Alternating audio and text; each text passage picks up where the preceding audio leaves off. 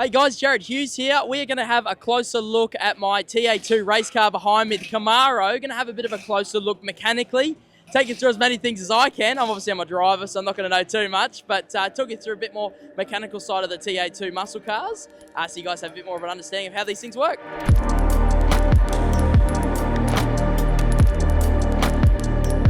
So under the hood of these TA2 muscle cars, doesn't matter whether you're in a Dodge, Mustang or a Camaro, they've got a 6.2 litre LS Chevy motor. So it's awesome to have Chevy performance on the side of my car, and it's awesome to have a Chevy performance motor in each of these cars as well. But this motor goes to HCC and it gets a little bit done to it to make sure that it's up to race spec, but it's relatively stock, showing how good these motors are.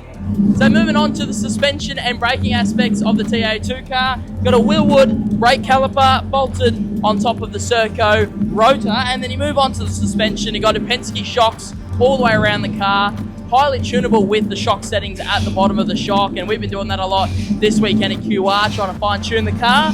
Obviously got your normal wishbones, you've got different things you can change for anti-dive. There's so many things you can change on this car, not like a supercar where it's engineered a little bit higher, but there is still a lot you can do to these things, and if it's not in the right window, it doesn't handle very nicely. So there's a lot going on there. But then if we move to the rear, in the rear end, they've got a quick change diff. So you can actually change the diff ratio in probably about a 5-minute job, depending on how good your team is. And you can even do it in a practice session if you've got the wrong diff ratio in, or you want to try something different. So that makes it much easier to fine tune what ratio you want for when you're changing your gears. Moving up higher onto the rear end, you've got a wing that you can change via the bottom bolt here, or you've also got the gurney flap that you can make smaller adjustments. But we found this gurney flap actually makes a lot bigger difference to the rear end rather than changing the whole wing. And these wings are good too, because you can put your website on it.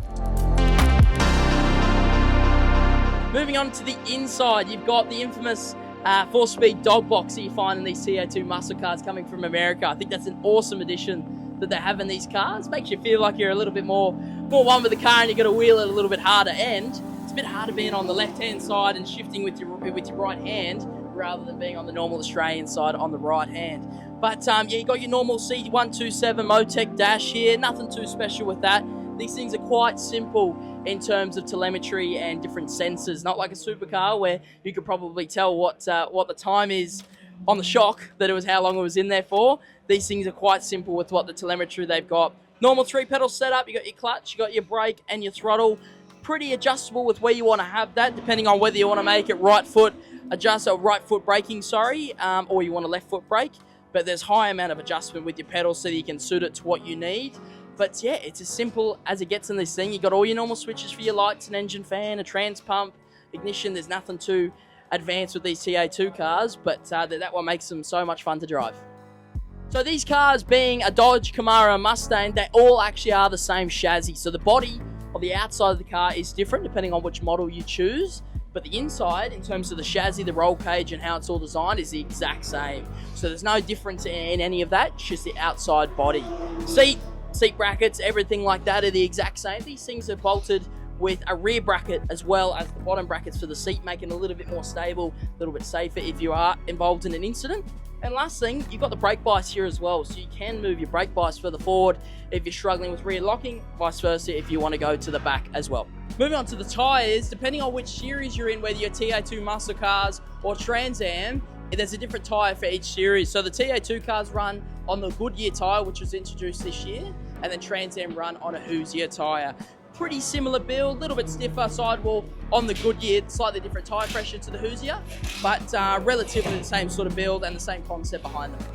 So hopefully you've learned a little bit more about these Camaro and Dodge and Mustang TA2 muscle cars. It's an awesome series that is growing bigger and bigger every year in the Australian market. These things are an absolute awesome car to drive, and hopefully a lot more people start hopping into the category and have as much fun as I do.